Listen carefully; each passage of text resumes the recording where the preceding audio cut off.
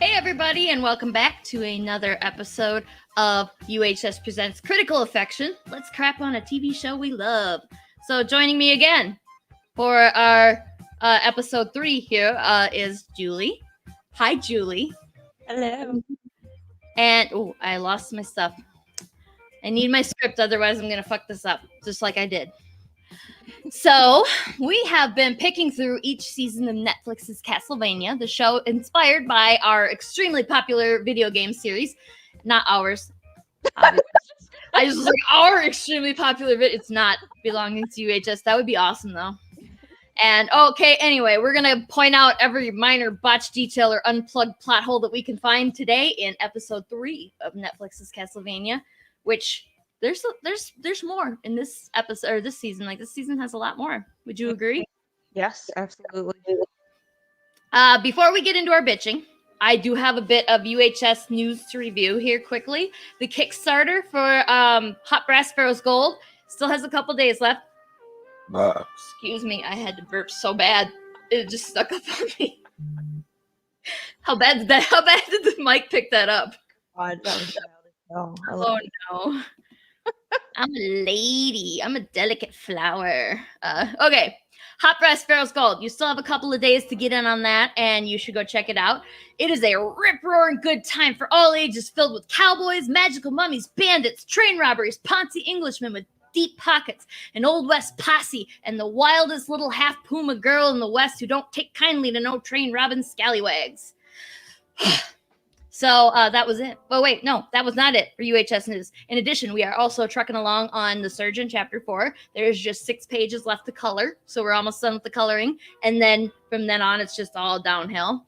So also the second installment of The Unthinkables is also making progress, so you should be seeing more on both of those titles soon.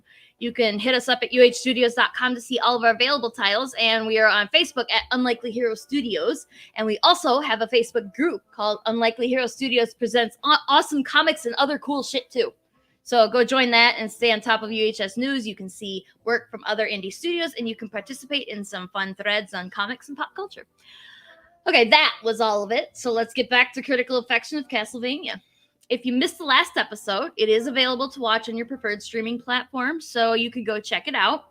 Now, it should go without saying, but if you have not seen the episodes or seasons 1 through 3 of Castlevania and you're hanging out with us tonight, then I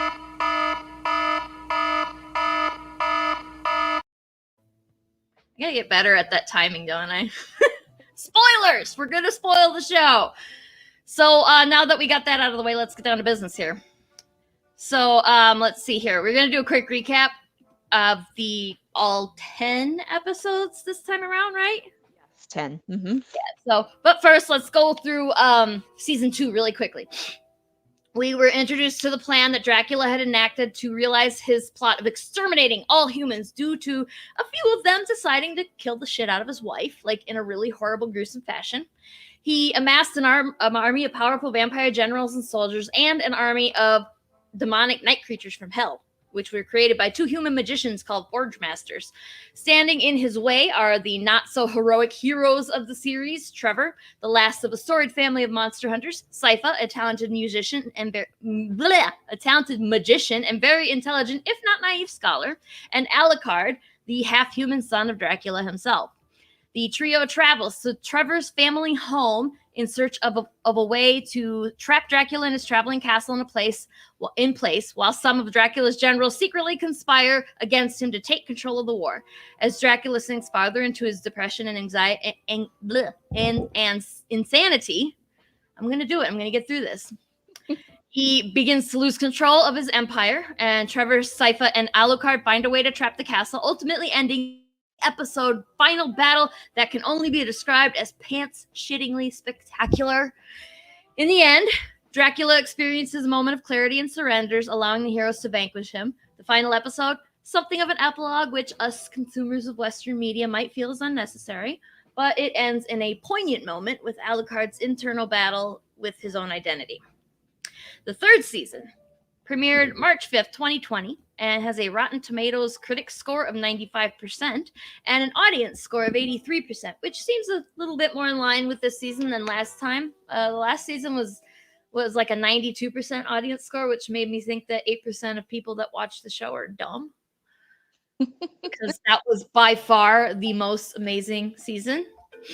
Anyway, season 3 gets a little chaotic. Like obviously the writers had only planned for the 2 seasons and they didn't spend as much time refining and perfecting the script and the story for season 3. So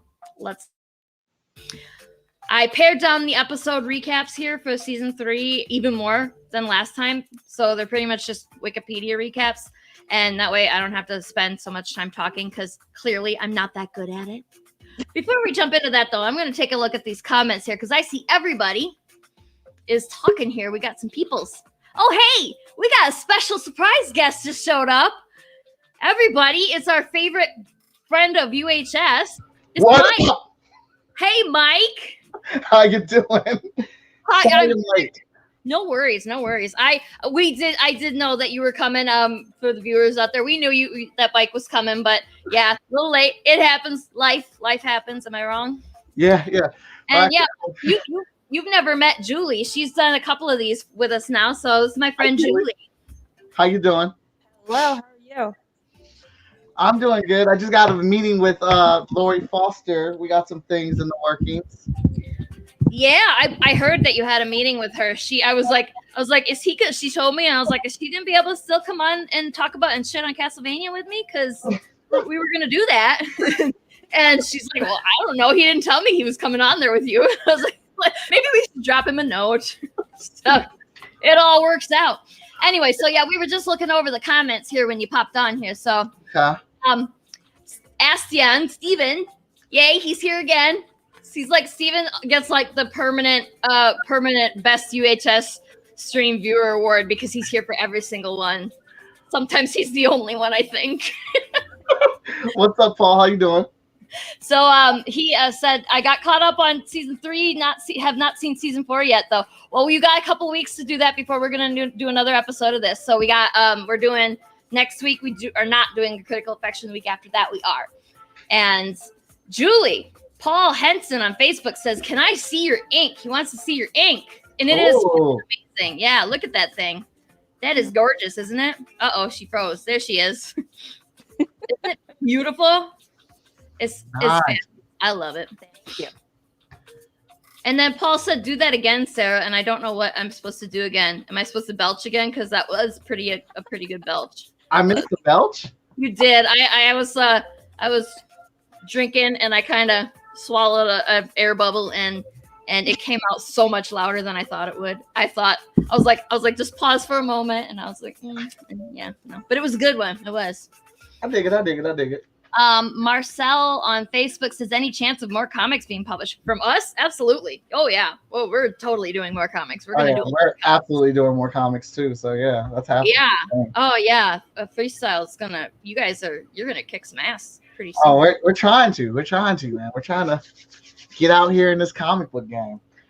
Oh yeah. Just sent all the digital stuff off to the printer to get verified and checked for the trades and all the new books. So very, very excited about that. I think that I think that I backed the last Hot Shot for a physical reward. Last time, the first time I backed from you, I could only do digital, but this time I think I backed for physical. So I'm excited. I'm waiting. I can't wait for you to get your books. I'm here for it. I mean, I like digital stuff. Don't get me wrong, but it's just something you can't replace having that comic book in your hands and being able to read it. Oh, absolutely. But it's great having that large digital library, especially when the roads are opening back up. So you're going to be going to conventions and stuff again. Things to read in the hotel room, things to read while you're waiting for the airplane for layovers and stuff. Yeah, my digital library from Kickstarter this year is freaking huge. I believe it, and you go a hell of a lot more cons than I do. So I don't have a con until August, and I'm gonna get there and not know what the hell to do because it's been a year. It'll be a year and a half, a good 18 months since my last con by then, and I'm gonna be like I forgot how to con. I don't know how to do this anymore. Absolutely. I did an event with my brother Victor for Black Widow, and I got there. I was like, I'm gonna be fancy. I'm gonna take my printer and my iPad, and I'm gonna draw on my iPad and print for people live. And then I got there. I was like, I forgot my square reader. I forgot my Sharpie markers. I forgot my books. Half of my book display. I was like, oh, I'm super rusty, man. I'm out here like this is the first time I've been to a show. That's stuff that I can't remember, but I couldn't remember before. So I have I put everything in a big box and like in a big plastic tote. And if I need it, if I know I'm gonna need it, like I'll stop what I'm doing and go, okay, that thing, I need to go get it and put it in the box right now. Otherwise, I'm not gonna remember. I dig it. So, all right, well, looks like Astion says, "Whoa, Mike." So somebody didn't expect you to show up. I guess nobody except for me expected you to show up. Well, and Julie, because I told her. Right. Yep, and Paul said, "Hey, Mike," and Paul said that your ink is beautiful. And I'm sorry, I probably can. We can't try to plan these burps here. So I mean, maybe another one will come. It was really impressive, though. I think it's best when it's unexpected. Yeah. When you gotta force them, then like a little bit of puke comes out, and nobody likes that. Oh yeah, nobody likes that. Am I wrong? All right, let's get back to this. So, Mike, you missed. We went over the quick recap of season 2, and I was very tongue-tied through the whole thing. Like I couldn't speak. My brain was going faster than my mouth, and so I had a little trouble getting through it. So I'm just gonna skip that part. Trying to go through it again for you, but we did not start recapping season 3. So I'm going to read through some really quick recaps of all the episodes, and then we're gonna go through each one and talk about what in them sucked. So, all right. Is this like an automatic? Is this like an automatic suck? Like it just foretold that it sucks? Oh no! No, it's a good it's a great show. It's just okay. Yeah, we got a great show. It's just unfortunately the season. What I mentioned before was that this season wasn't planned out like the first 2 seasons. Amazing job planning them out, and then season 3 was like they clearly got picked up. They got signed for a 3rd season, and they had no plans for a 3rd season. So they're like, "Oh shit, we better write some shit down here." So they do have characters, and like the characters and the storylines are inspired by the games, but I don't think they follow any specific games storyline. So, but it's a good storyline. It's just it's chaotic, and you're not really ever sure who the bad guy is, and like even up to the last couple of episodes of the last season, you don't really know who the bad guy is. So seasons 3 and 4 are a little bit but the first 2 seasons amazing. So okay, so next show we do, Julie, I'm going to have you read half of these because holy shit. I should have done that before and I didn't think of it until like literally right now. So in all honesty, though, for this season, I think for like, I don't know, 5 episodes, you could say nothing fucking happened and, just move on. So except for, you mentioned the nothing fucking happened, and fuck is the opportune word because they use that word way too goddamn much in this season. They do, and some actual fucking does happen though as well. Yeah, It does. That caught me off guard. I did not expect to see that. Yeah, it was just really weird and like they just clearly they had some animators that just wanted to draw some boobs because why else was that in there? My notes for this season, it's just I call it the awkward sex season. I don't know what else to call it. That's what. Yep, I think that's what we said last episode, isn't it? We said it's next season's gonna be awkward sex season. Yeah, and that's what it is. So okay. All right.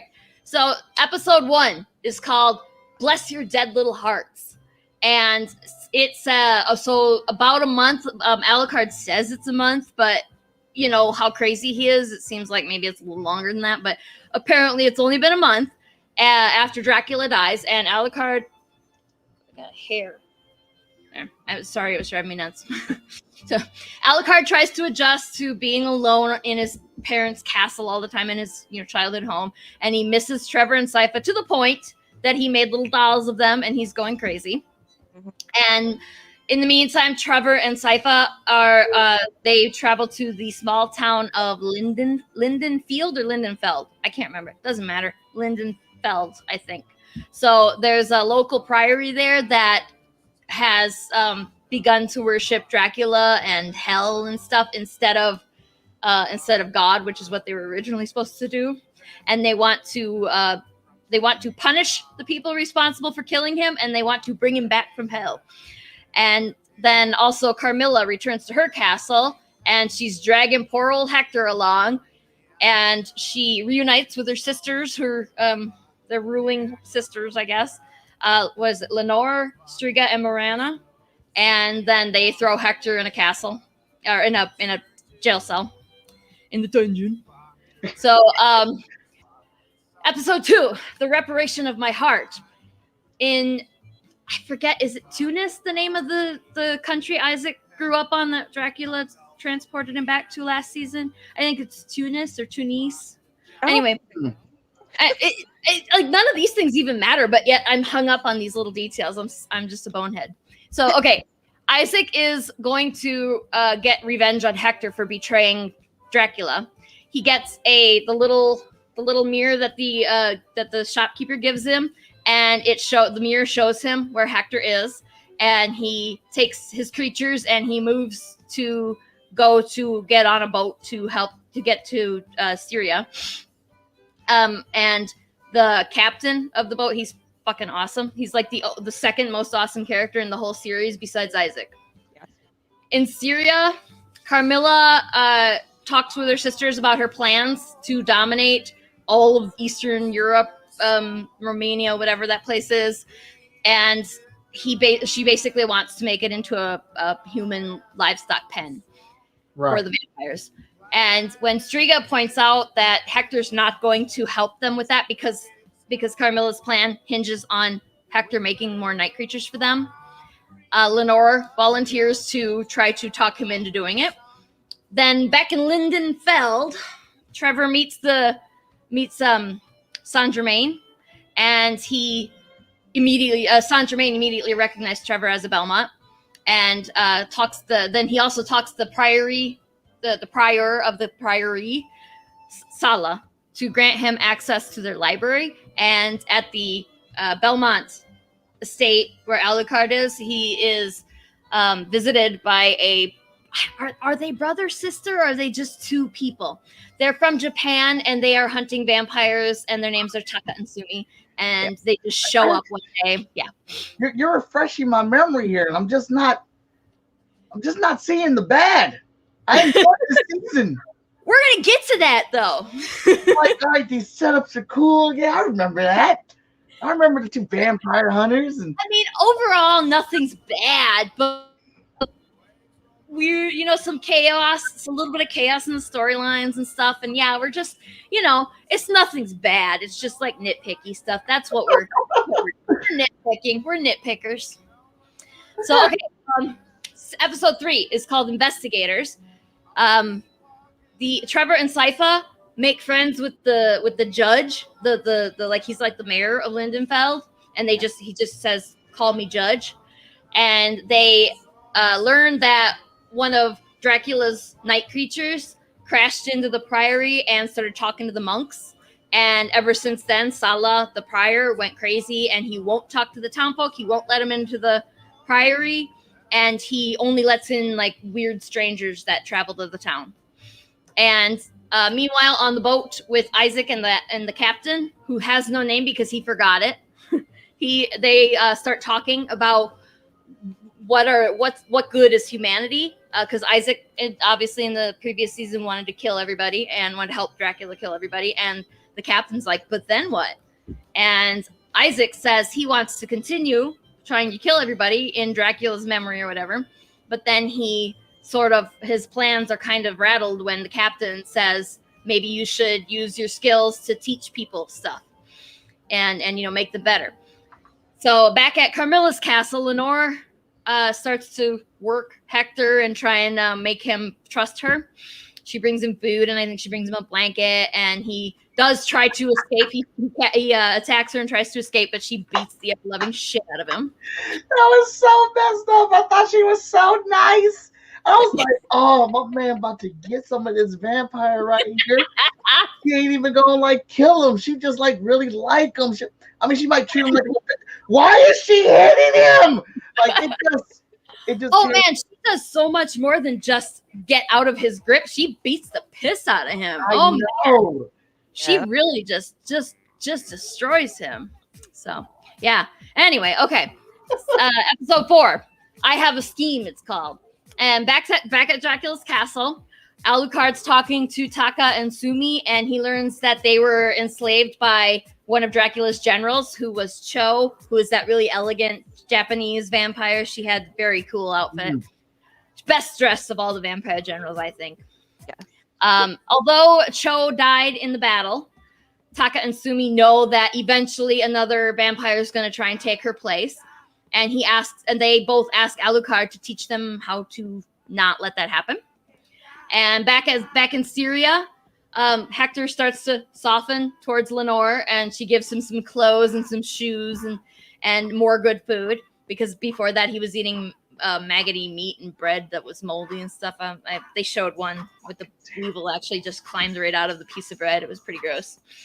Back with Trevor and Sypha, Saint Germain is obviously really suspicious of the monks. He doesn't think that they are serving God anymore, and he's very interested in the armbands that the monks are wearing. And we learn that is the alchemical sign for sulfur, which is used to mean hell by philosophers. So suspicious. Episode 5, A Seat of Civilization and Refinement, it is called. And that is uttered by Saint Germain to Prior Sala in regards to Lindenfeld, which is a town that is so big that if you blink, you'll miss it when you're walking past. So it's hilarious. You got to watch it, I guess. Trevor and the judge notice that these weird little symbols have been carved into the buildings around town, and they try to figure out who's doing it. And Saint Germain, and he immediately knows she's a magician, and she immediately knows he's a magician. And then Trevor shows up, and Saint Germain says that he's trying to find a portal called the Infinite Corridor, a portal to the Infinite Corridor, I guess. He's trying to find a doorway to the Infinite Corridor. And he says he lost somebody he loved, and that he thinks that there is one in the bowels of the Priory. Episode 6 is called The Good Dream. Lenore takes Hector for a walk in the stars. And so she keeps him on a leash too, which is fucking hilarious. Gradually he starts to fall for her manipulation. And back in Lindenfeld, Saint Germain has a nightmare about falling through the Infinite Corridor, which it's just like crazy lights, like super bad acid trip.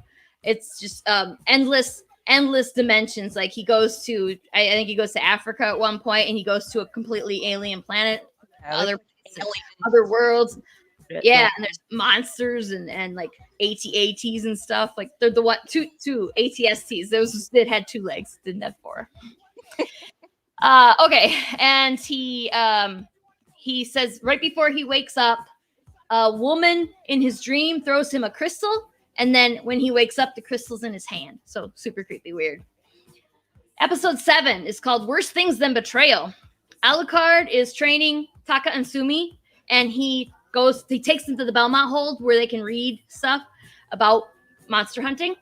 And then back in Lindenfeld, Saint Germain finds a book in the Priory that says it shows how to bring people back from the dead, or back from hell, not back from the dead, back from hell specifically. And he starts to creep around in the basement, which he was specifically told not to do. And he finds the night creature that the monks call the Visitor. And he finds it like crucified up on the wall, and it's still alive. And then then we go back to Isaac, and he is marching to Styria. And Isaac, he meets this woman called Miranda, and I think she's blind. I think she's the blind one, right? Miranda? Yeah. Doesn't matter. She reveals that she's a magician, and she knows that he's a forge master, and she tells Isaac about this little city nearby that another magician stole all the townspeople from Miranda's village and all the neighboring villages and made them his slaves. Made them his slaves. And then she tells Isaac that the magician has a transmission mirror, which is the big mirror where you can walk through it and travel to another dimension, which is what Dracula used to get Isaac out of the castle in the first place. And it can take Isaac and his entire army of night creatures straight to Styria with no traveling, no walking, no none of that bullshit. Episode 8, What the Night Brings, is called. And Saint Germain meets Trevor, Sypha, and the judge of the town to figure out how to fight the monks. And Saint Germain wants to open the infinite corridor, and he's stunned because Trevor wants to help him open the corridor. He said specifically that he's not used to people offering to help him. Back at Dracula's castle, Alucard's castle now, Alucard starts to be very friendly and bond with Taka and Sumi while they train. But Taka and Sumi are suspicious, and they kind of talk with each other that they think that Alucard is hiding stuff from them, and they think that the castle still can move. If you remember in the last season, Sypha just ruined the mechanism that moves the castle. She just burned it to pieces. And they think it still works, but Alucard's lying to them about it being broken. So let's see, episode 9. Now we're gonna get down to some serious action here, because at sundown in Lindenfeld, all those carvings that they discovered the monks were the ones putting those carvings up, and all those carvings start to glow, and they burst into flames, and they burn down the entire village. A battle starts between the monks and the judge's soldiers, and Trevor and Sypha, and Saint Germain's kind of a coward, so he doesn't really fight. Countless monsters start just pouring out of the priory. Trevor, Sypha, and Saint Germain go into the priory, and the visitor, the night creature that was crucified in the basement, opens a portal, and we travel across these vast distances, and then suddenly we come into this ruins of a house where Dracula is holding his wife Lisa. And it's very weird, but yet also sweet that he managed to get back together with her after he died. So back in Styria, seduces Hector, because we knew this was coming by the weird vampire sex, right? And she tricks him while they're in the throes of passion. Which is messed up. Yeah, she belongs. Oh yeah. He's Hector's an idiot. We could have at least finished first. All right. Not right before we get started. Like, you could at least let me enjoy it. Let me have this moment. Then, the blood would have gone back to his brain, and he might not have fallen for her trick, which is that she put a magic ring on his finger that makes him her slave, and then she gives matching rings to her sisters, which effectively makes him all of their slaves. He was hooping. She's got him. They are boning down, and she tells him that she can't keep doing this until he says he belongs to her and that he's loyal to her, and that's how she gets the magic to happen. The magic for making him a slave, not the other magic. not the other kind of magic. So, okay, then let's see. Isaac. We'll go back to Isaac. And he goes into the city where the old magician has enslaved all the random village people in the far off distance, the far off land. And he obviously beats the magician. He kills him. And then the magician has made a big ball of like zombie people. And he's like weird. And I think that they're just like, okay, we got to do something that looks exciting. So let's just a big ball of zombies. And then we're going to shoot smaller balls of zombies out of it at people, or at Isaac and his night creatures to beat him. But obviously did not work. And then when Isaac when he delivers the death blow to the magician, the people just start raining from the ball of zombies. Like, they just rain from the sky in slow motion. It's very weird, but whatever. Really and wanted to see splatter onto the ground. Like that part when they start raining down, I really want to see the bodies like splatter onto the ground, but you don't, unfortunately. And of all the body splattering in the other seasons, like you'd think that there would be no problem showing the body splattering, but no splattering. It was disappointing, wasn't it? I was a little disappointed. I'm not gonna lie. Okay, where were we? Bodies raining. Okay, and then Alucard. We just fly. This whole episode is like flying back and forth for all these things happening. So I had to like combine them all because otherwise I wouldn't know what the hell I was talking about. So how could you guys know what the hell I was talking about? Back at Alucard's castle, he's like lying awake in bed, tossing and turning in his weird Victorian night dress, and Taka and Sumi come in, and they're just like, we want to give you a reward. So, and then they just, everybody rips off their clothes and starts having sex with them. Like they're all, and why Alucard wasn't completely weirded out by that, I don't know, but he's a vampire. That's a Tuesday night for him. There's a vampire dude too. So like, and men are always way more receptive to sex. I have never met a man who's not been way more receptive to sex under weird circumstances than like a woman. Like, you got to be in the mood when you're a woman, but, well, not all women, of course, like me. Hashtag not all women. So, okay, yeah, but then Taka and Sumi, like, they get Alucard distracted with the sex, and then they use this really nasty-looking trap that's, like, wires, and it's, like, pulls him, squeezes him tight, and then, so, like, then he's, like, naked, and he's, again, with the Jesus references, where he's, like, crucified on the bed with this wire stuff wrapped around him, this magical wire thingy. And yeah, it's weird. Then, so episode 10 is called Abandon All Hope. So we get, okay, so Taka and Sumi, let's finish with them.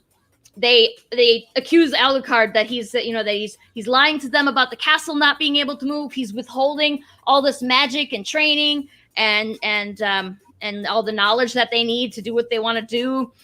And they won't, and that he won't teach them how to operate the castle to make it move. And before they can kill him, obviously, he uses his magic sword, and he's like, I said my father didn't like magic weapons. I didn't say I didn't like magic weapons. And it just like comes in his, like, that really long magic sword that he's got, like, just, and he cuts their throats. And okay, then back in Lindenfeld, in the basement of the priory, Trevor and Sypha are trying to kill the night creatures that are trying to kill them. And Saint Germain is trying to, he said he was trying to close the portal, but he was actually using it to look for the loved one. It's a woman.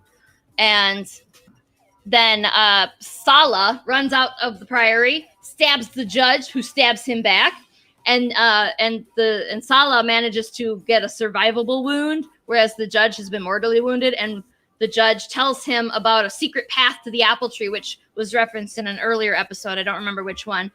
That, you're going, that's suspicious. Why would he tell him to go to the same place that he told that little boy that he was mad about running? And he told him to go to the same place that he just told Sala to go. Weird, right? And he specifically says, you can escape if you go this way. You bested me, and I admire that, so you can escape. Sala should have been a little more suspicious. But anyway, so Trevor kills the crucified night creature, the visitor, and Saint Germain closes the door of the corridor, but he stays inside the infinite corridor, and he shouts thank you to Trevor and Sypha right before it closes, and they later find Sala dead in a pit of spikes where the judge told them to go find him, it's just full of human bones and body parts and clothing. And they go back to the judge's house because right before he died, the judge told Sypha, burn my house down. And they were like, why would you want to do that? And it was one of the only buildings still standing in the town after the night creature siege. And they discover all these little trophies of the people that the judge had been killing for not following his rules, and he was keeping their shoes as trophies. Yeah. And all so kids. yeah, was it all little kids? I don't remember if it was all little kids, but it was like horrifying. That was awesome. Okay, so then they burn the house down, and then they leave. They like, I never want to come back. Yeah, Sypha's like, let's leave and never come back. And yeah, whatever, Sypha is very very annoying in this season still. I think, like, of the 4 seasons, she's annoying in 3 of them. Back at Carmilla's house, Carmilla's castle, the sisters are sitting around in their little special room. The 3 of them are and talking about how they've managed to make everything happen. And then Lenore walks in with Hector in tow and says, I did it. I did the thing. You guys didn't think I could. And she said, if this ring, she gives the other sisters the ring, and she says, if you put them on, then Hector's going to be loyal to you too. And if he tries to run away or pull it off, it's going to hurt him so bad that he wish he was dead. And the episode is, okay, at the end of it, we see Alucard talking to himself again about maybe he should put up signs, but this worked for Dad. And then they panned out of the castle and see that impaled Taka and Sumi on spikes to warn away potential people that might be coming there to kill him. So yeah, so that is season 3. It's good times, right? Yeah, I think we have some comments. I'm here for it. Yeah. Okay, so now I'm going to readjust my screens here a little bit so that I can see you guys again. We got a couple of Mike, Paul says he wants a t-shirt like yours. You got to tell him where he can get one. Oh, I'll send you the link. There you go. So that's taken care of for you, Paul. And then where did my stuff go? Let's see. J-Man came in a few minutes ago here while I was in the middle of my recap. Said, got my package today of the Surgeon issues. Haven't opened it yet, but I will later. Thank you, Unlikely Heroes. I hope that you are extremely happy with that. Actually, I know you're going to be, so not even worried about that. But thank you for telling us, and let us know when you're done, Tell Lori what you think.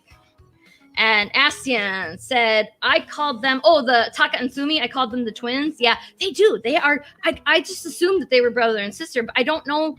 I was trying to pay attention, but I don't know if they ever actually specify if they're just 2 people that were together at Cho's castle, or if they actually, do they actually ever say if they're? I just assumed the same that they were. I mean, if that sex scene wasn't weird enough, imagine that they're brother and sister, and that makes it so much weirder. Right? That's what I'm talking about.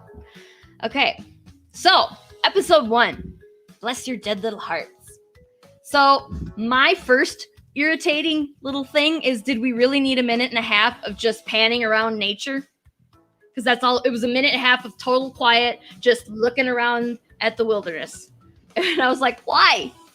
So I gotta say, so this is what I told Sarah at the beginning. I was like, I really don't want to rewatch this season, but I have to. So on Netflix, I upped the speed so I could watch it at like 2 times the normal speed. And even then, though, in the first episode, it's like 5 fucking minutes of just nature. And I'm like, right? Christ, come on. Why? Get on with it. See, that's just another instance of, or another example of the fact that they didn't have a strong plan. They had a plan, and it eventually, it's a good enough season that it's entertaining to watch, but they didn't have a good plan for this season, so they had to stuff a lot of filler. Like, this whole season is full of filler crap. And I think I wrote down most of all the times that I noticed it happening. So yeah, I'll point it out because it's wow.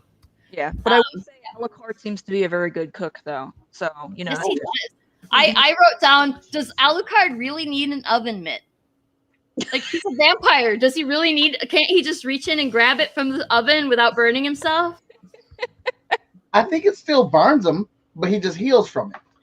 Yeah, That's fair. And there's a bunch of different vampire universes out there, and this is one of the ones where they specifically say vampires can eat the same kind of food that we eat, whereas there are many vampire universes out there where they specifically do not eat anything except blood. Mm. Some of them eat entire people, but that's all they eat. They don't eat anything else but people or people-related products. Astian says, Alucard is living in Stardew Valley, and we need to know this by the minute and a half of nature shots. It's the wilderness. Yes. Look, they're setting up the setting. They feel like you're going to get truly invested into it if you see it all. It's like Avatar. We went to the movies to go see it, and all those colors, all those alien plants and alien animals. You know, everyone. You know, people were flipping out about that shit. Like people left that movie theater homesick for a made-up world. So, I mean, that's fair, and it is very pretty. Like I'm just like, you know, having rewatched it over the past several days, I'm just like, let's get to it, because I've already watched it a couple of times by this point. So having watched it a third time, and like I told Julie before we started, it's a good show, and I want to watch it, except when I have to watch it as homework. Then I'm like, oh, do I have to? It's like I want to watch it until I have to watch it for homework. Then I assign myself. I did this to myself, guys. So, Astian says thematically they consider the opening scene of nature and serenity compared to his final scene where it's the twins on spikes, and you get a good feel for his character arc this season. That is very true. That's a good point. But I still don't think we need a minute and a half of it. Like it's just where like you're sitting there watching, and I'm like, is anything gonna happen? So I think even the first time that I watched it, I thought, wow, that's a lot of nature stuff and no actual story.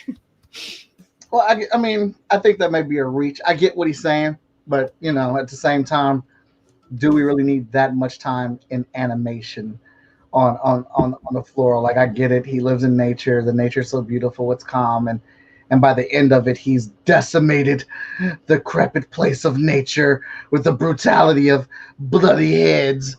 But nature is brutal too. Nature's brutal as well. So like, I mean, like that's meh. And Paul, if you're still in here, I'm gonna put that link Mike sent me to. I'm gonna get that in here really quick. Whoops. Oh man. There we go. There's nothing like food that you've been waiting 3 days for. Nothing else is going to satisfy you except for that thing that you have been craving for those days. What was that thing? Oh God. The Jersey Mike sub. Oh, nice.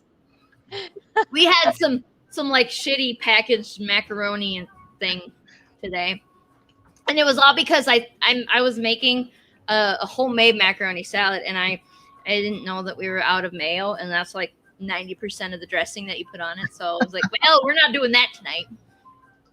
Oh, we have venison, so yeah.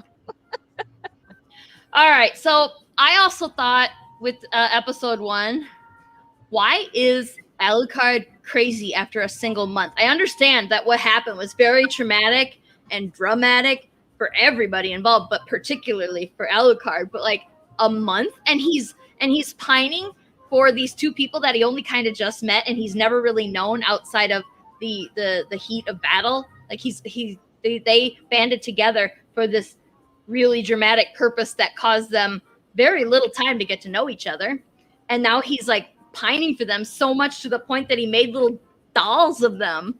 So yeah. Come on, he had a bromance with Trevor. Come on, of course he's gonna. That's true.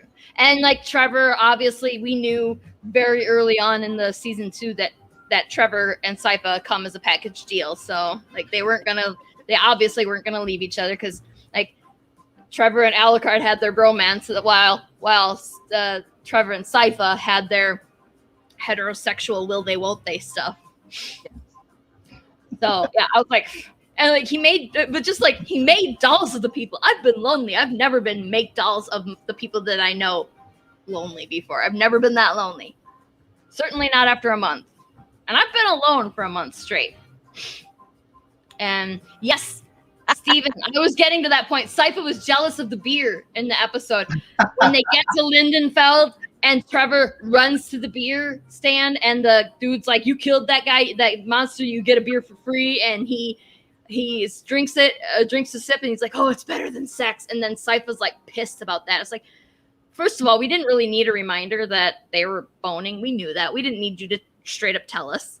Like, they already made it pretty clear while they were riding the wagon into town that they're boning. We didn't need to have that specifically. But yeah, she gets pissed and she freezes his beer and then she screams at him a little bit. And he's like, falling all over himself, jabbering about, like, I didn't mean it that way, not with you. With every other woman, but not with you. And I don't even understand why people say anything is better than sex. Like, what does that even mean? That's I'm trying to figure out what does that like. I don't remember them saying that in the show. Like, what does that mean? Yeah, he right at the beginning of the first, when Trevor and Sypha, they go talk to the townspeople about the night creature that they dragged into town, and then he's like, I'm gonna go get a beer. And he goes to the beer stand and gets his beer, and he's like, oh, it's better than sex. And I'm like, is it though? Like, that's stale beer from some villagers, like, piss warm little tap house stand there. Like, is it really better than sex? Or is it just the fact that you're an alcoholic and you needed that? Say that. Yeah, it is when you're an alcoholic. So. Yeah, that's fair. I mean, it is when you're an alcoholic. That's fair. Yeah. Oh, the fight at the beginning, right before when they killed that night creature that they drag into town, Sypha's like, that was really fast, wasn't it? And I was like, it really wasn't. It took you guys way longer to kill those night creatures than it usually did in the past season. It took a lot. See, that's just another example of more times that they added way more than they needed to in order to fill. Well, maybe they were maybe in those previous fights they were giving us like the quick cut edition of it, not showing us the whole. Yeah, I considered that, but like I wish they would have done that for this one too, because it's like there's a point at which you're going, all right, this isn't entertaining anymore. It's only entertaining if you're actually in the fight. So, and I don't want to be in a fight with night creatures anyway. Oh, I like when she kept calling him Trevor her brain damaged servant. Yeah, and he takes offense to that, like he's annoyed by that, but he's not nearly as annoyed by that as Sypha is annoyed by Trevor saying that beer is better than sex. Yeah. So interesting. Okay. So after we go from Lindenfeld, I think we go to Styria, where Carmilla is just returning from her march back to Styria. And there's several times where they mentioned that villagers ate their horses. Okay, cool. And she's like all pissed off, and you can see that she has, over the course of her journey, beaten the ever-loving shit out of Hector. Like he is fucked up, but still walking. So, aww. No. So,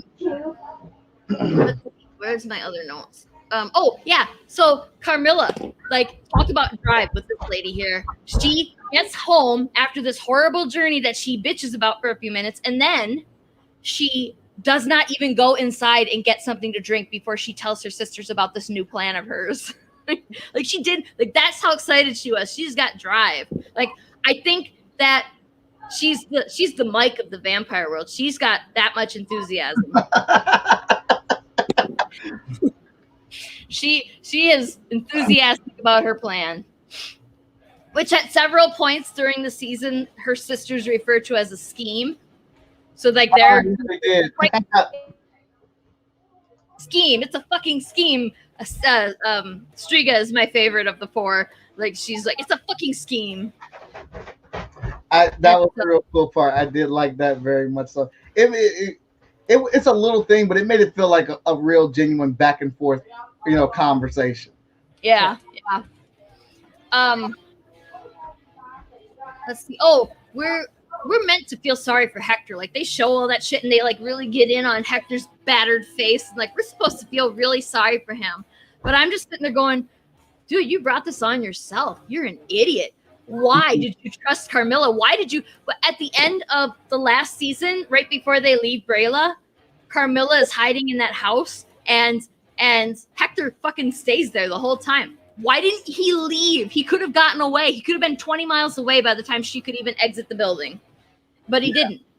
because I think he likes that. He likes to be beaten up or something. Yeah. But like the things that they give us, like we're supposed to feel sorry for him, and I just don't. Mm-mm. So I want to, but I don't. Because I want to just because I know I'm supposed to. That's literally it. Mm-hmm. Astian just said, my biggest annoyance with episode 1 is that twice they mention a character in the episode, but we never meet him. The Pirate of the Roads. Yes, why didn't we get to meet this guy? We didn't even get like a passing glance of the dude.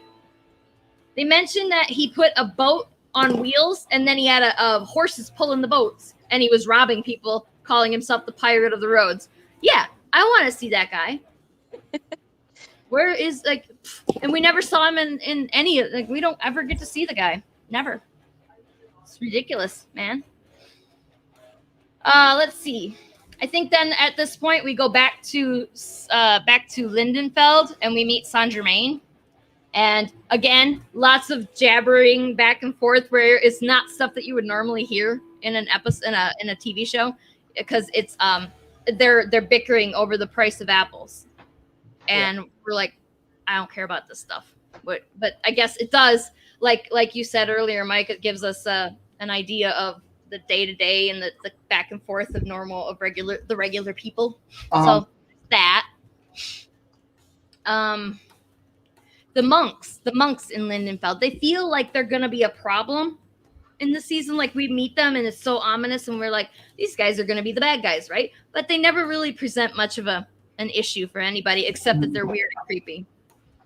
The biggest threat, I think, was to Saint Germain because he kept going. He managed to talk his way into the priory, and then the Sala was like, don't go into the basement. And so, like, of course, Saint Germain went into the basement. So, like, he was the one that was at most risk of getting killed, I thought. But yeah, and then like they just go away at the end. Like that's it. And it's interesting, but I guess looking back on the season, the portal in the basement of the priory seems like it must have been there for a long time and they just didn't know about it. And Saint Germain at some point mentions that the portal can't be seen with human eyes. You have to have something special or you have to be a monster to see it. So I guess that the monks just didn't know that even when it was a house of God instead of a house of hell. Mm-hmm. So like that's why they decided to make the night creatures went for the, making the monks crazy and sending more crazy monks to the town. Because I think the judge says that there's crazy monks that come into town every few days. But it's just kind of weird. They seem to focus a lot on the fact that they're monks and it's a church, and then it's never really, like, they could have done more with it, I think. But And yeah, at the end, they abuse Hector some more right before the credits roll, and still didn't feel bad for him. Nope. Do you think you're really supposed to feel bad for him though? Like I didn't feel bad for him. Like I don't know. They sure do show him suffering a lot, but yeah, maybe. I felt more bad that he didn't get to have the sex. Like, well, he got the sex. No, she cut him off. In the end. You don't think she let him finish at all? I suppose. Hell no! That was why I was upset. That's fair. Okay, that's fair. That's fair. But I mean, he did get the ring slipped on him while they were in the middle of it, and then it immediately started to hurt very, very bad. And I assume that would cut off even the most energetic lovemaking session, wouldn't it? I assumed all that was foreplay and cuddles that was happening right then and there. I feel like if we're gonna enslave me, which however long that is, can we get some ratio of equivalent exchange here? Like that was that's what I felt bad about. I mean, they show her grabbing his butt, and they show like what appears to be thrusting. So I think he got a few in there. I mean, I don't know if he got to finish, but I think he got a little bit. So disappointing, but. And then at the end, she does say he's very good at sex, so I want to do this again. So we know he's going to get more eventually. So at least there's that. Let's see. Okay, episode 2. I don't have anything else for episode 1. Episode 2. That was episode 1 with a bunch of other episodes sprinkled in. But because I was like, all that. I don't remember all that happened in episode 1. Yeah, no, not all of it happened. No, which is like I had my notes of each episode, like everything that I noticed in each episode, and then I like end up jumping around in my stuff here. All right, cool beans. Hey, all right, I'm back on board. I just It wasn't 10 hours, Steven. It wasn't 10. I was only 2 the first time, and we were only like an hour and a half the second. Come on, cut me some slack. This isn't easy, man. Whoops. So, episode 2, the first note that I took was, yes, Isaac is the fucking man. Like, he is the fucking man. I love Isaac. He's my favorite character in the whole thing. And but he has like a massive boner for killing Hector. Like, that is all he wants to do in his life. He wants to kill Hector. I mean, it makes sense because he was super loyal to Dracula, and then Hector is directly responsible for Dracula's death. So makes sense. But like, wow, he really wants to kill that guy. I mean, like, what is in here? Oh yeah, when he gets when the bad guys at the evil soldiers, that the ones that hassle him because he brought an army of night creatures, like, understandably hassled him, but they're meant to be bad because we like Isaac before we get to this town. Really super into him, and he could have just subdued them and gotten out of the town with his army, but instead he's like, kill them all. Don't care. Kill them all. And I think he said, like, I don't need these people. You guys can go ahead and eat. Yep. Yeah, I think that was a thing from what I remember. And I mean, I know you guys seen it more recently than I did. Like, yeah, they were extra rude, and that's what pushed them. We're like, all right, well, fuck it, I'll kill you. Like, I don't like do this. Yeah, Isaac was like, they're like, get out of our town. And Isaac's like, that's what I'm trying to do. You're in my way. I just wanted to walk down to the docks and get on a boat. And they're like, no, you get out. You can go turn around and go the way you came. And he's like, but I want on the boat. Like, you're telling me to go away, and I'm trying to do that. Yeah. You won't let me. So, I mean, I don't know if they deserve to die. I mean, I've been bullied by people, but I don't think I've ever wanted to kill them for it. But, yeah, well, this is the Dark Ages. They're demons, and you know what? Like, he's the only black guy in the show. Just all built up. We do meet the captain for a couple of episodes, and he's black, and he's also cool. Like, those two are the best characters in the whole season, I think. Like, the captain is fucking, I love him. Yeah. And I love his accent too. Like, he's so smart and wise, and so old and traveled that he doesn't even remember his name. Oh my goodness gracious. And Isaac has a horse rhino, or a rhino horse. It's a really fucking awesome horse with a big old horn. Oh, and it's got like 5 eyes or some shit. Yeah. He's awesome. Oh, Astian, as someone working in customer service, I can understand his desire to deal with rude people like this. Just saying. Fair. But you know what? A lot of that builds up because here's the thing. Now that I'm really, really thinking about this dude served Dracula, right? And outside of him messing up at a time or something like that, Dracula didn't talk reckless to your boy. He was very respectful to him. If this blood-sucking Lord of Demons can be courteous and polite to me, this peasant with a stick can too. And if he can't do that, clapped up he goes. That's fair. I mean, like, yeah, like you said, Dracula's not just some. He's like the king of the vampires. So right, like, yeah, I'm a human. I'm a human. Dracula does not have to be polite to me. He does not have to be courteous to me. But not only is Dracula nice to him, he respects him. He has conversations with him. I am this man's food, but I'm cool with him. Like, he rode for Dracula over humanity. Yeah, they had to go. And in the last season, Dracula, he says at one point that Isaac is his only friend. He tells Isaac, "You're my only friend."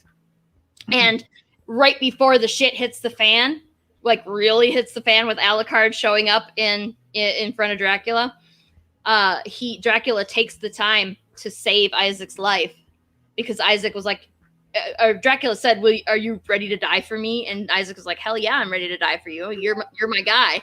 And And Dracula's like, okay, well, I think that you deserve to keep living, that it's wrong for you to die. So he throws him through the distance mirror and back into the one place he said he hated. He said, you can't escape the heat. So what does Dracula do? He throws him into the fucking desert. Oh, rude.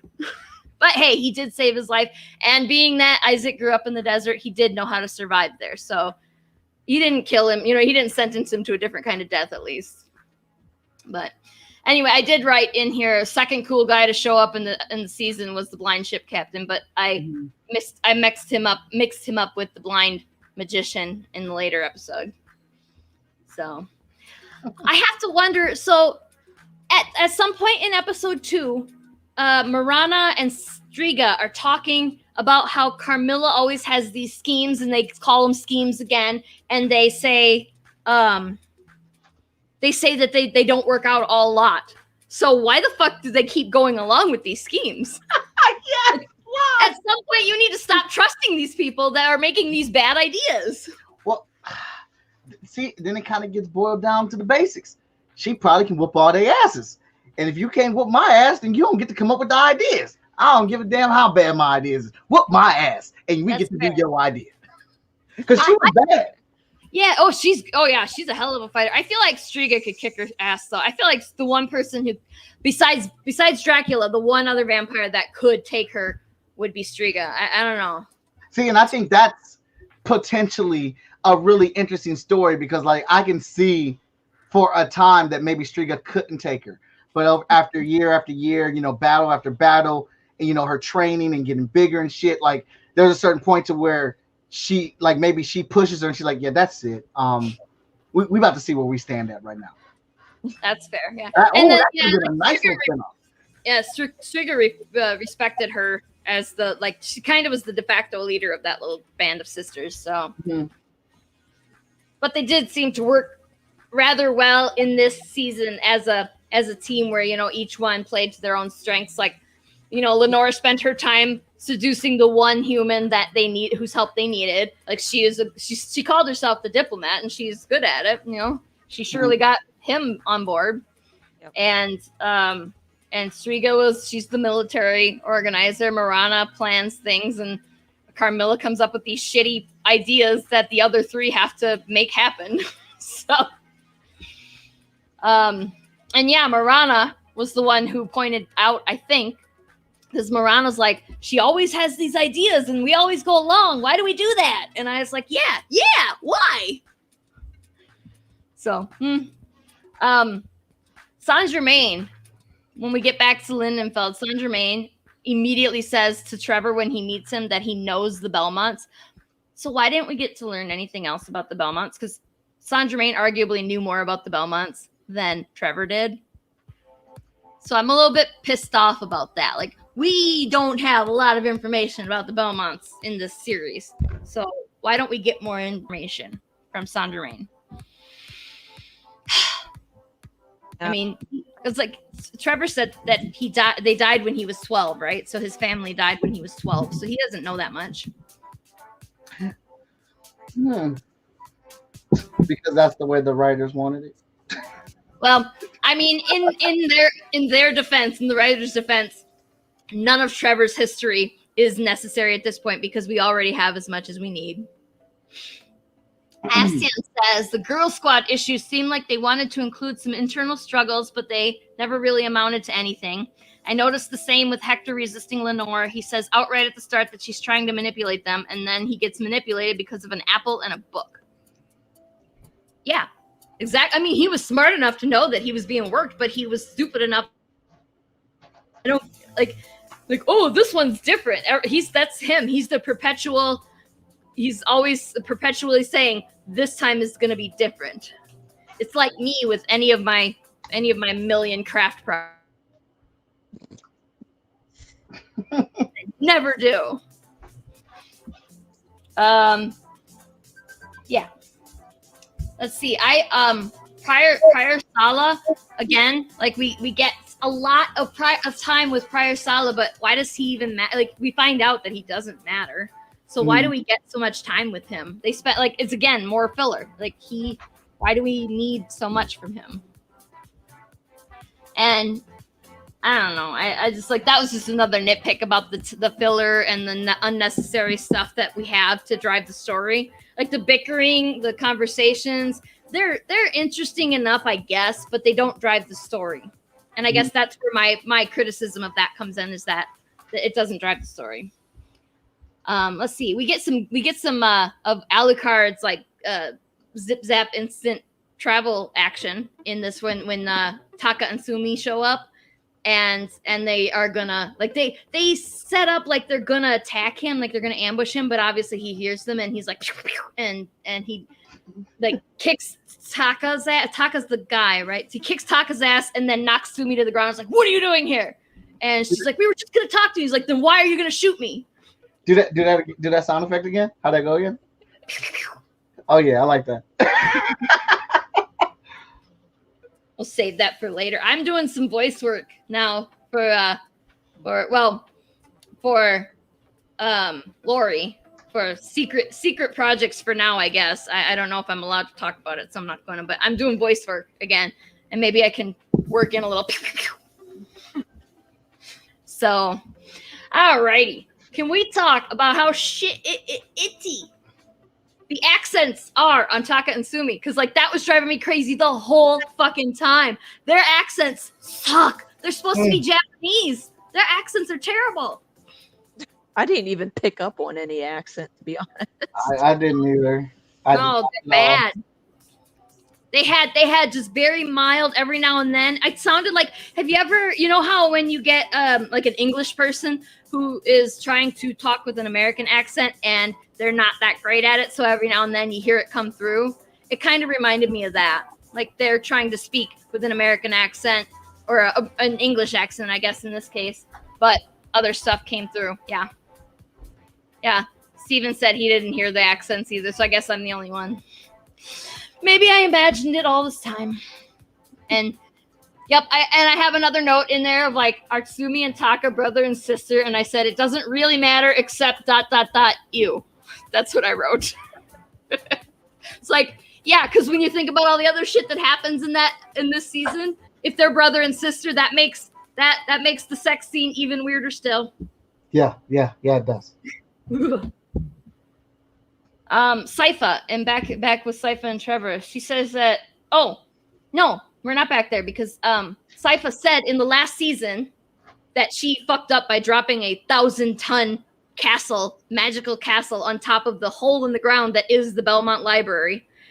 So did Alucard fix that in between the two seasons, that it's okay and safe to go down into the library now? Because it seems like you shouldn't go down there anymore until you've brace it or something.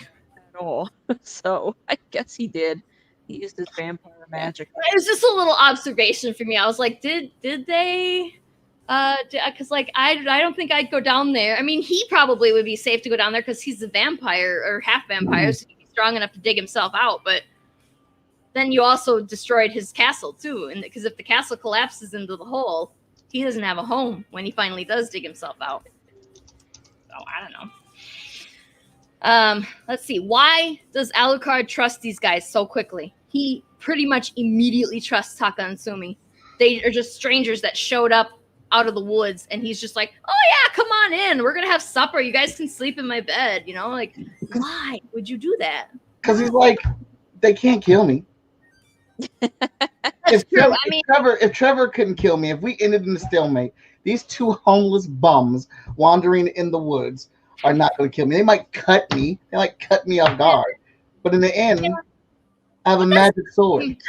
That's not the same as trusting them, though. I mean, they're just like, I don't know. Oh. Okay. Is he like why trust them? He just immediately, I guess, if he's that lonely, I guess. But yeah, he spent a year locked up in his little coffin underneath Greshit. So. Right, but it was a year. It was a year in a coffin in darkness. So like, he's already acclimated to that. He's used to that or whatnot. But like, then you open up this door and he's exposed to these two savvy ass vampire slayers, and they have this catchy dialogue, and they immediately, bump shoulders but click, and then you take that away from them, and he's like, "Oh, here's two wanderers here. And, I can't kill me, but maybe they'll be just as good as my other two friends. I mean, it's a girl and a boy, so I'm winning there. I almost got Trevor in her back. That's okay. That's fair. I mean, it's just like Alucard with those two strangers in the woods is like me with any cat that I see on the side of the road or whatever. I'm like, oh, let's be friends, kitty. Like any random cat or dog anywhere. It's like I see him and I'm like, let's be friends. I want to be your friend. And that's what Alucard is with these two people. But yeah, like, crazy from loneliness, I guess. Yeah, Steven, I guess crazy from loneliness. Yeah, sure, fair. And it just like in the overall, like the whole season, the whole Taka and Sumi and Alucard thing kind of seems like they manufactured that to keep Alucard in the season, because like none of his story was really necessary to drive the story for the season, so they just had that as a side thing going on so that Alucard remained relevant in the season. Mm-hmm. That's what it seemed like to me. And also because they obviously they had so much filler and they needed more stuff happening. We can't just do 5 minutes every time of shots of the wilderness. What is this song that is playing right now? I was just thinking that. Ambushed in the Rattlesnake Gulch. I just downloaded a shitload of copyright-free music, and then I was like, this is good enough. I didn't actually listen to any of it. See, that's the thing I like about Restream. That's what I use now is they have a section that automatically connects to lo-fi. Apparently that's how I was told you're supposed to say it, because I always called it Lofi. I thought that was her name. But it's lo-fi for music or whatnot. And it has rock, hip hop, chill, jazz. And you can just click that. So you don't have to download any music. It just automatically connects. You click. Okay. Mail. You have an adorable mailman there. Oh, it's from Beardo. Yay. Yay. Beardo comes there. I probably shouldn't have showed that online. Oh well. Well, it wasn't clear enough to read anyway, so you're good. I saw the big word at the top, and that was it. Awesome. But all right, let's see. Yeah, I can. Episode 3, Julie. They mentioned goat sex in episode 3. They what? They talk about. Yeah, there was not an in-depth discussion like there was in season 1, but they definitely referenced goat sex in episode 3 of the season. I must have. Oh man, I missed it. Okay, that's the first note that I wrote about episode 3. So just go back and watch it. It's probably in the first 5 minutes. Because they're just like, I was just like, goat sex. And then it was over just as quickly as it started. And by episode 3 is the point that I write Sypha spends 3 seasons being annoying with her. Like, she doesn't have that worldwide, like Trevor and Alucard, they're entertaining, but she doesn't have that world weariness and the wisdom of the years that they have. So she's kind of just like annoying, like a small child asking you 1,000 questions, or like a puppy that in your face all the time. And yeah, saying like childlike enthusiasm is a good way to describe her, because now all of a sudden this season she loves the fighting and she wants to do more, and she gets like all like crazy and excited when she sees a night creature, and shit in her pants and can't wait to fight them and everything. So I guess. So let's see, as again with the Priory, like there's just so much focus on the Priory, and it takes them a really long time to get to the point of why we care about the Priory, and then it's just because there's a magical door that happens to be under it. So. Astian says they also mentioned flying devil goats with flaming turds, like Pirate of the Roads. They should have shown rather than told. Yes, they should have. I agree completely about that, because, how much would you want to see devil goats flying around and just farting fire, just shitting literal fire? Come on. They dropped the ball on that one. They missed a. Ooh. Oh yeah, I'm very excited to read into that. Floppy cop. I like that rolls off the tongue a certain way, doesn't it? It really does. It really, really does. So, let's see. here that I don't think there's any bad scenes with Isaac in the whole series. Like the whole series of Castlevania, no bad scenes. One kind of dull scene, I guess, but none of the scenes with him are bad.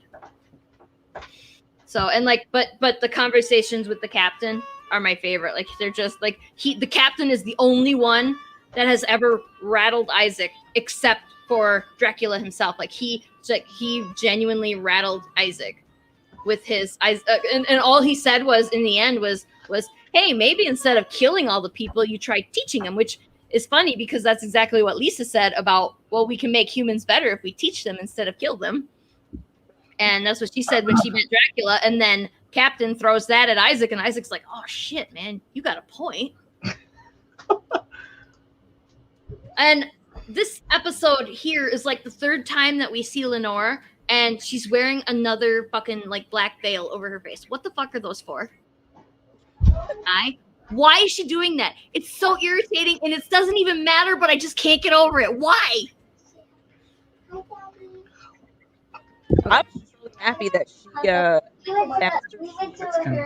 before she beats the crap out of Hector, she actually turns into bats, and then she turns into mist when she, goes in and out of the cell. And I'm like, finally, like classic vampire shit, like that. Yeah, that was pretty good. And yeah, she like that's how she escapes his grip, isn't it? Like he's like holding her against the bars, and she just bursts into a cloud of bats. Yeah, it's fantastic. That was really cool. And yeah, she like karate chops the shit out of him. That's why that scene was so hysterical. She didn't even have to put any effort into it. She's just like, whoosh. Like, she's not using any, I mean, she is, but like, vampire powers, but whatever. Like, she's literally beating him like Chung-Li, like just kicking the crap out of him. I'm like, what the hell is going on? So yeah, she didn't have to use any magic to kick his ass at all. His ass was kicked. And with very little effort. Like, you can see she's exerting no effort to just pitch him across the room. Yeah. And I wrote in here, Hector is so dumb. I wrote that in my notes. Like, she must have found him impossibly easy to seduce. Like, he is so dumb. Like, why doesn't he learn? They say it in season 2, like Isaac and Dracula have a conversation about how naive Hector is. You'd think after being tricked into accidentally turning against and murdering his boss that he didn't want to do, you think he would have learned, but nope. No, he's got the memory. He's got like the memory of a goldfish or something. I don't know. He needs a psychiatrist. That's what he needs. Yeah, he does. I think episode 4 we get the scene, very long scene with Cho, with the vampire Cho, beating up humans, and Taka and Sumi really talk in depth about their history with Cho and with vampires in general. And I was like, why the hell didn't we get that with Carmilla last season or ever? Yeah, exactly. That's we never really learned that much about Carmilla, and her motivations and like why she is the way she is. It's just like, the one passed by the throwaway line about her being controlled by an old man. She just hates old white guys. That's all. That's it. That's all you need to know. Don't we all? No. I'm like, every time I have a problem with somebody, it always seems like the problem that I have is with an old white guy. I'm not saying all old white guys are bad. I'm just saying that whenever I have a problem, that seems to be who I have it with. Anyway, I wrote, yay, biracial lesbian vampire love with Marana and Striga. Right? I think they're biracial, right? Like, Marana seems to be Middle Eastern or perhaps like Sub-Saharan African. I'm not really sure where any of them are from, but Striga is very, very white and very obviously Eastern European. Yeah. Actually, she's kind of blue, isn't she? She's like a weird color. Her skin is a weird color. But I was like, yeah, they didn't even make a secret. They didn't try and dance around the lesbian part like so many other shows try and do. They're just like, oh, they're just really good friends and they do everything together. But they were like, no, we wouldn't have fallen in love. And I was like, oh, they just like, right out there with the lesbian stuff. Yeah. That must have pissed off a lot of evangelicals. Oh, I'm sure. But it's good when they don't throw it in your face either. Like, I hate that when it's so overtly obvious and they harp on it like, we're gay, we're lesbians. Like, that's just as annoying and I think That's disrespectful true. well. Like, That just was it is what it is. That's it. yes. I agree. I said I wrote here so much filler and much overuse of the word fuck. They like Carmilla in the first episode is just like fuck this and fuck, and it was like she's a lady of breeding. She is an upper class, royal. She was clearly raised to some kind of royal class, and it's like she would not use fuck that often. And I would have to hazard, like, we never hear Dracula curse at all ever. I don't think he cursed. I don't think he swears a single time. He is super classy. And I would think as you become more ancient of a vampire, you would become more refined and use the word fuck a lot less, wouldn't you? He's a gentleman. Exactly. I don't know. Maybe I'm just being weird. You can't hear it, but when she swears, it's F-U-Q-U-E. It's fuck-hey. What's the Meet the Fockers, Greg Focker, and in Scrubs, the TV show Scrubs, it's Beard Facet, the doctor that they keep calling Dr. Beardface. It's Beard Facet. Okay. We see very clearly that Lenore is tricking Hector. Hector is aware that Lenore wants to trick him, but falls for it anyway. So why don't they just skip all that shit? That was just more filler at this point, is because we don't need all this conversation. I thought that was like, we just don't. So I have a question that's off topic because I'm multitasking while I'm out. And a thing just popped up in my timeline that said Black Widow just had the biggest opening weekend since Star Wars Rise of Skywalker. So I need some clarification. Rise of Skywalker came out before the world was shut down, right? Yes. Kevin Feige, everybody. He said he would get people back to the movies. That's ridiculous. That's ridiculous. Yeah. Black Widow, which is an awesome movie, by the way. We already saw it. On the cusp of coming out of a pandemic, just had the biggest opening since Star Wars when there was a pandemic. $80 million or something on that first night or something. It was crazy. Or not the first night, but the first weekend. Yeah, it was good.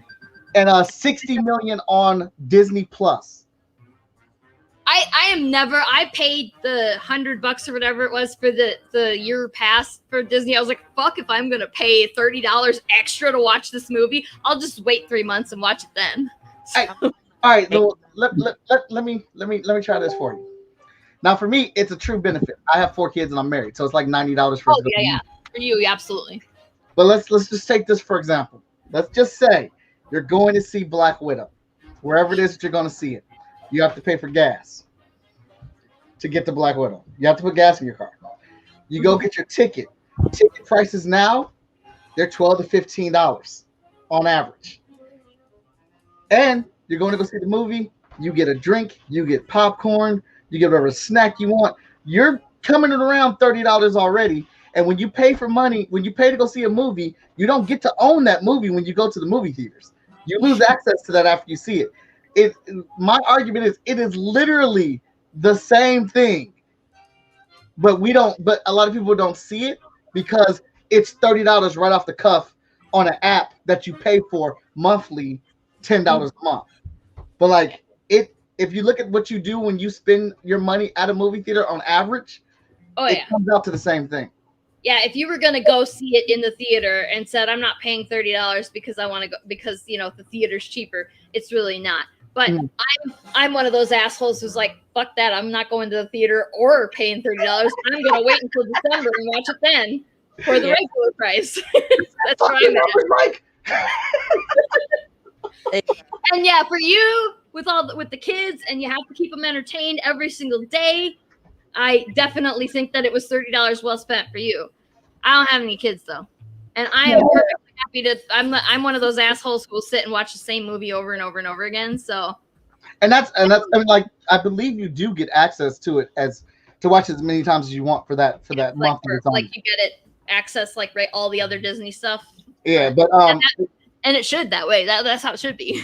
so I mean, either way it goes, it's everybody's preference, whatever. But I do like to have that discussion and see what people think about it, though. But like, I think that's crazy that the first Marvel film to be released in a movie theater that was also released on streaming still did 80 million. It's opening. I think it was opening night because it's like I think it did 237 in total.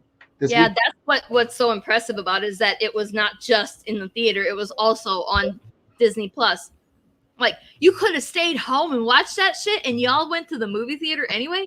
Movie theaters are gross, and they're full of people, and they're expensive. And you went, and the popcorn, like, you can make good popcorn at home. You can make, well, maybe you can't make it as good as the theater. I'm loving this whole segue. I'm loving all of this. Her reactions have just made this all worth it, like every bit of it.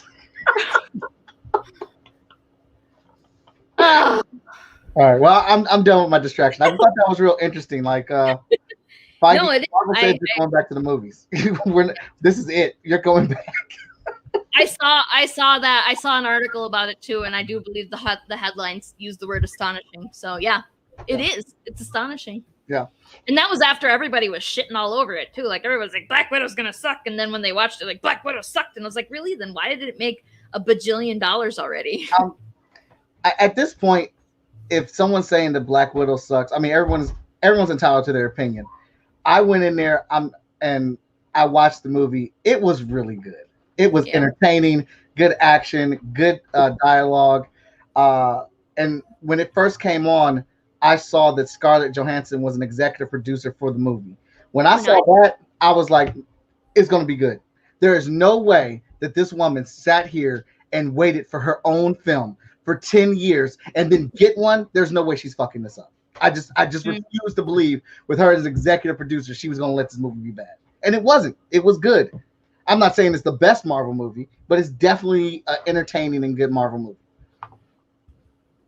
I agree. And I think that the reason that people are saying that it sucked was because it's just not the best Marvel movie, probably. That's my guess. Because, I mean, there's so many fucking Marvel movies out there. Imagine the pressure to be number one in all of those.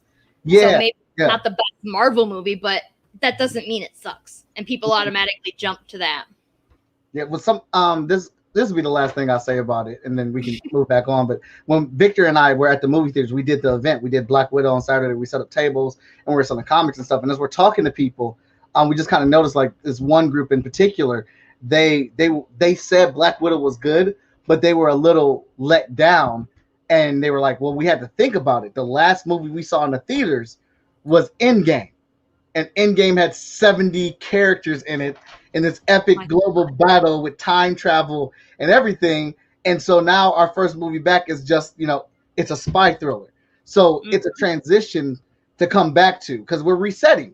They're starting over in a way or whatnot, but it's still a good movie. Yeah.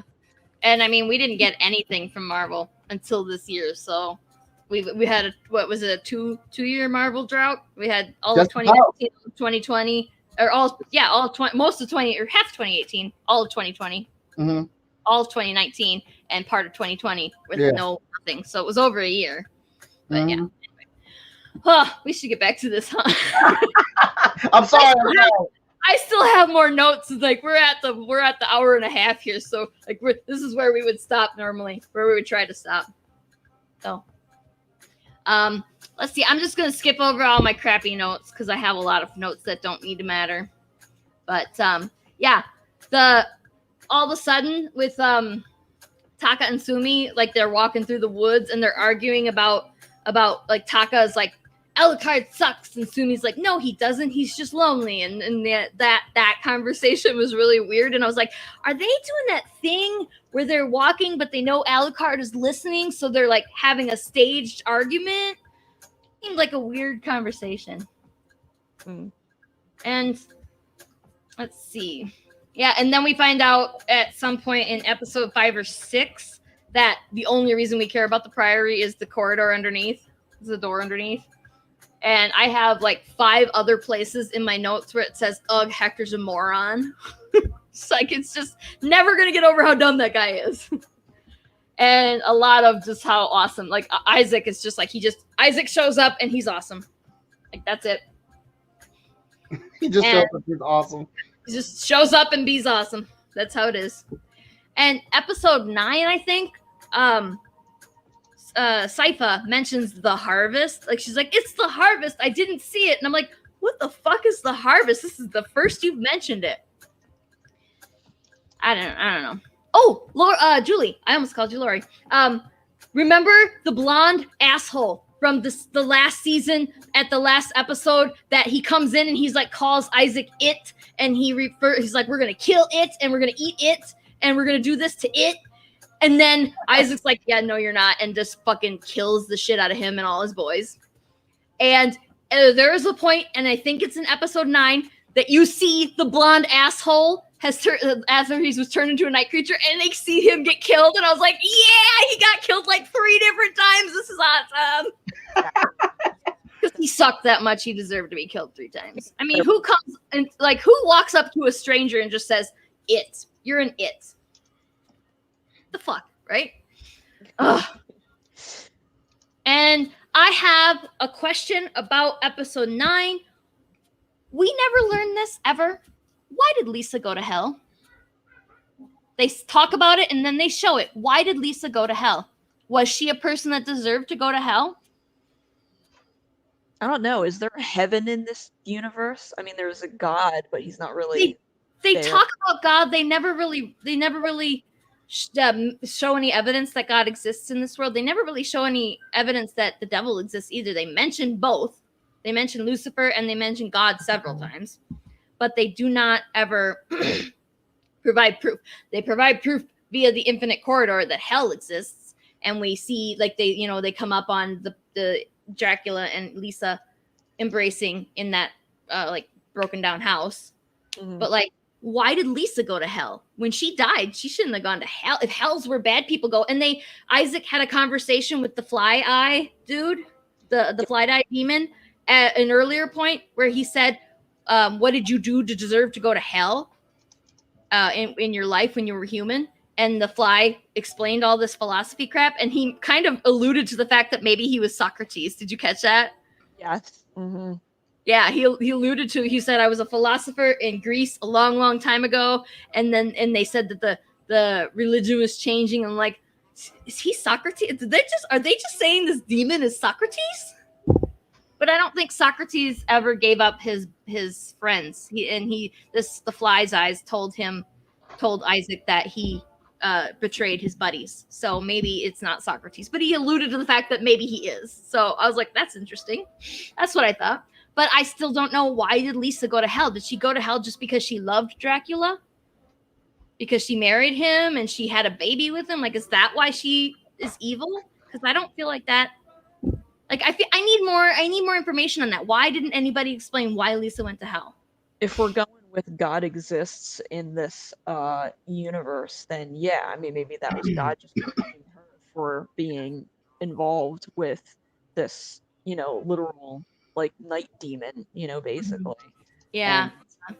And that's what Steven's saying in the comments, that the harvest was first mentioned regarding the sigil the monks were carving. Did they? I missed that. I didn't catch that at all. It was Saturn, and when talking with Saint Germain, they mentioned it means transformation, harvest. Okay. Yeah, so it was one of those conversations where I'm just like starting to zone out, because I was like, this is all weird shit that I don't understand. I'm not smart enough. So okay, so I missed that. My bad. But apparently you did too, because nobody corrected me. I was doing my nails at the time. So. Oh, fair enough. I mean, it's not that important in the end, because they do say it in one of the last episodes that the night creature needed the souls of all those people to be able to open the door. They don't explain why, but that really doesn't matter that much. So saying that they needed to harvest all these people, that makes sense that they needed it, but it's just like the harvest. And yeah, so okay, so if I missed that talk, then that's my bad. That's on me.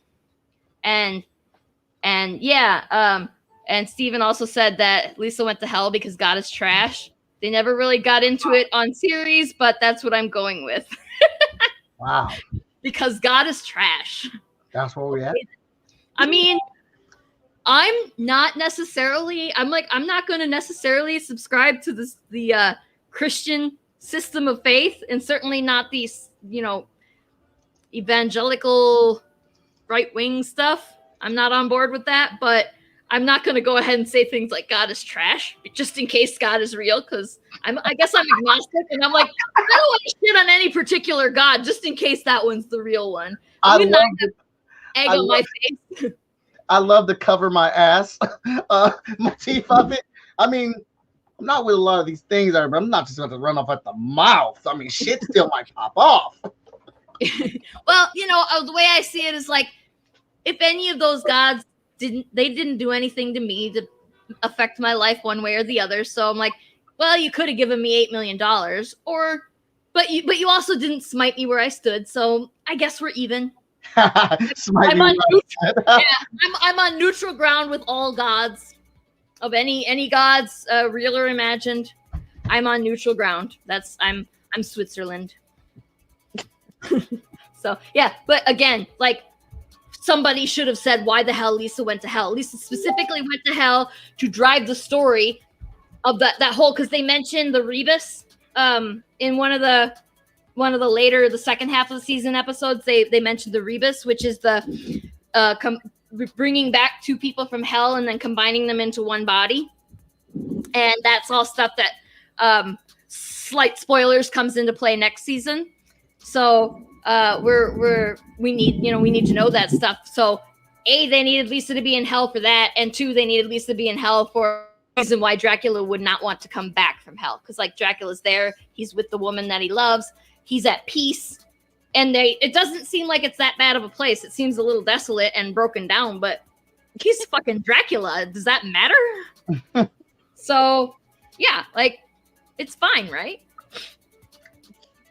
It's fine. I guess overall, and my complaints about this season is that it's there's never like one specific chief antagonist. There's like no one head bad guy. There's several small bad guys, which makes the story, it's not that it's necessarily a bad thing, but it makes the story scattered, and it's kind of makes it hard to follow, which is why most storylines tend to have just the one chief protagonist, one chief antagonist, or like with going back to Marvel with the chief protagonist, it's the Avengers are they're treated as a unit, so it's like one, and like Thanos and his massive army, like the chief antagonist, and so it's treated as a unit. So like, we have one good guy and one bad guy to follow, and in this we have, what is it, like 4 or 5 different stories? We have Trevor and Sypha's story, we have Isaac's story, we have Hector's story, we have Carmilla's story, and then we get Saint Germain thrown in there too. Mm-hmm. So yeah, there's just a lot going on, and it's hard to keep up with. It's hard to keep it straight in your mind. You have to have 4 or 5 different stories going all at once, and there are a couple of things that seem like they're going to be big deals in this season that never materialize in season 4. And so I'm like, then what was the point of that? So in the end, I did actually, having rewatched it with a much more critical eye this past couple of weeks, I did see the point of having the monks there in the priory and stuff, like all that was like, at the first time I watched it through, I was like, what the fuck are even these guys? Like, I don't even care about these people. Why are they here? But at least I get it now, like after watching it with a critical eye and having the information of season 4, which I did not have the first time I watched it. I'm like, okay, I get it. And after I rewatched it 1,000 times, I swear. I mean, I rewatch stuff way too often. And I rewatched Castlevania several times. The only season I have not watched twice yet is season 4, and that's because right after I watched all of it, I went to Julie with, hey, do you want to get on stream and bitch about Castlevania with me? So I did not yet watch that one twice. So yeah, so like, I get, you can see that there's cracks in the storyline, and like cracks in the writing, and that it's kind of all feels a little disjointed, I guess is the word. Like, it's not quite, they don't all quite line up with each other. The whole Taka and Sumi thing could have been completely wiped out of the season, and the story would not suffer for it. I think that whole storyline was just to keep Alucard relevant in that season, because otherwise we wouldn't have had any need to touch base with him. No, it was just a way to show that he may be following the same route that his father started to at the beginning, killing, all of the humans and impaling and everything. Yeah. And, history might be repeating. Yeah. So when we start season 4, we're going, should we trust Alucard? Is he trustworthy anymore? Right. Did he soil himself by killing those two? But they totally deserve. They were gonna kill him. So it was like they were trying to kill him, so he had to kill them back. It's not like he just was like, I'm bored today, so I'm gonna go slit their throats. That's not what happened. He killed them in pure self-defense. So I don't, so that whole story I think could have been cut easily. And again, like we said last season, we said that it probably could have been condensed into 6 episodes instead of 8. And this one could have been condensed into 8 episodes. Actually, I think it could have been condensed into less than 8 episodes than 6. Yeah, it's funny. Yeah. Going back to kind of what you said a little while ago, you have 4 or 5 different stories going on, Mm-hmm. but at the same time, nothing happened. And it's just so odd that you have, 10 plus characters in the season that have their own shit going on, but at the same time, there's no big, I don't know, climactic scene or big revelation or again, I joked about nothing fucking happened this season, even though you have all these people, Yeah. in this. No, you joked about it, but it's absolutely true. That's what happened.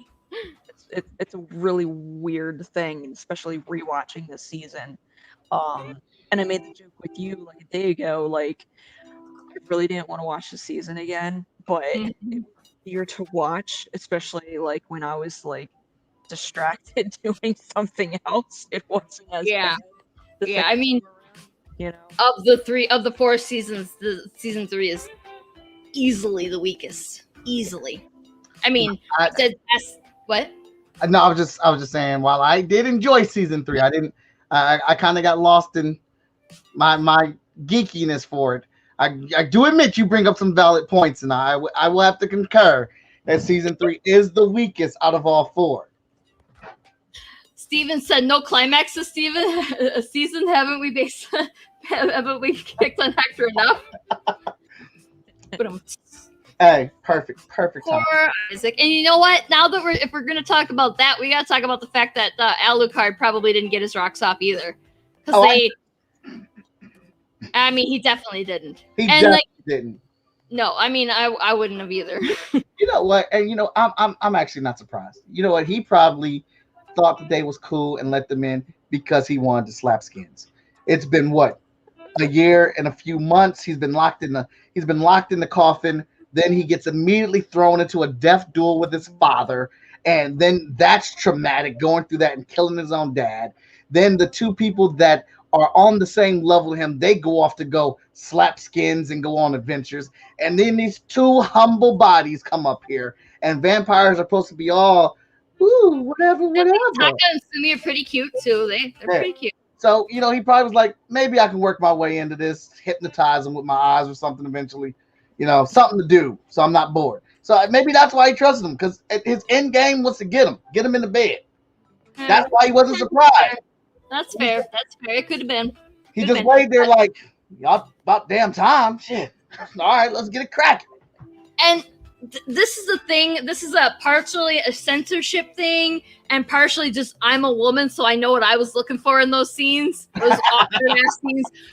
Did you? Okay, so when they show the directly above shot of Alucard where he's they've got him strapped down, did anybody besides me notice something conspicuously missing from his nude body?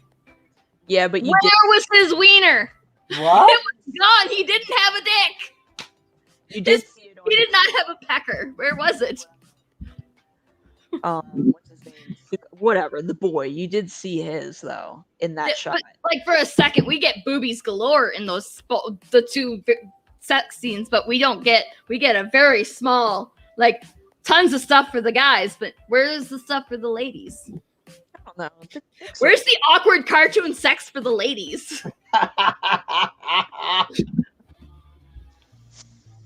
So yeah, I don't know. It was like, but like the thing, it really, I guess it was unnerving when they show the sight of Alucard strapped down in his, Jesus crucifixion pose, as they're about to kill him, and that he is completely butt ass naked, and he's got no pecker, and I was like, as if that wasn't traumatizing enough to see. You also are not castrating the guy, but why did they not? I mean, and what was going on there? If he's like, because he's part vampire and doesn't have one, I don't know.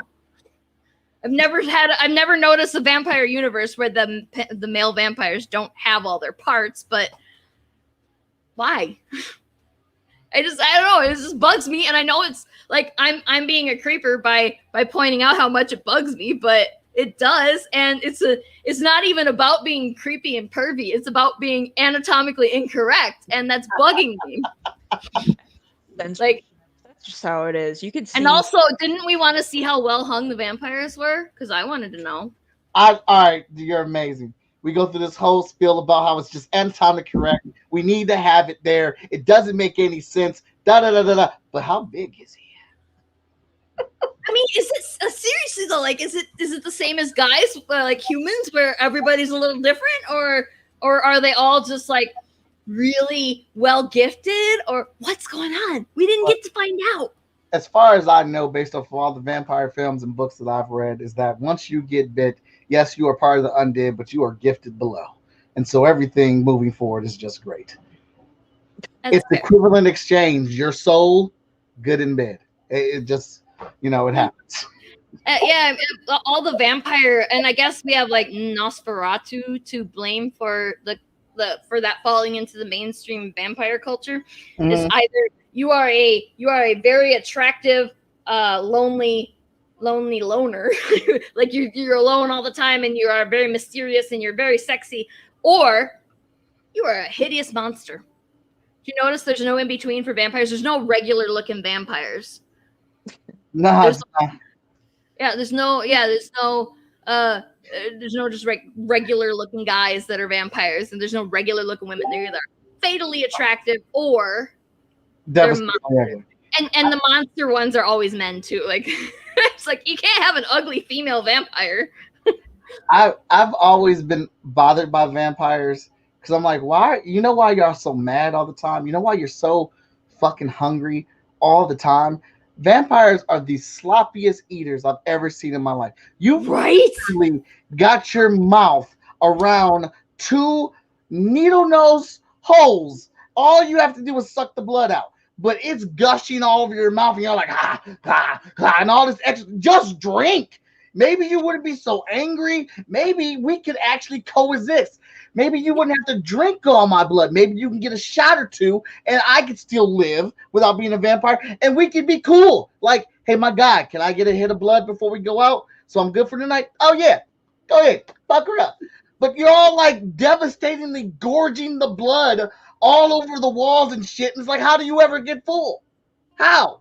So that is such a good point, and I guess it probably had crossed my mind at some point, but it never really landed quite so hard as it did just now when you said it. Like, I can eat corn on the cob and make less of a mess than they do, and I was like, it's a vacuum seal, right? With exactly. They shouldn't be messy. You're locking on to it. You're locking on to it before you even puncture the holes. Even if their victim is struggling, they're vampires. They're extremely like supernaturally strong, right? So there should be no problem with keeping them still enough to not slob all over the place. Absolutely. You are so right. I'm just saying. Oh, Steven made another dick joke. Or just the first dick joke.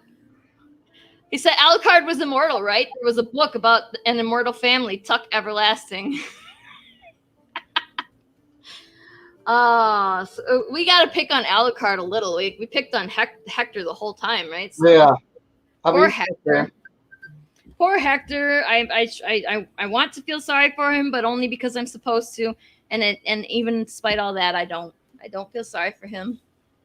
And in the end, he did get a pretty decent deal. I mean, he got that extremely gorgeous Lenore, who probably, as a vampire woman, does better at sex than a human woman. So, and she's like, I'm definitely gonna have sex with this dude more than once. She straight up says it at the end.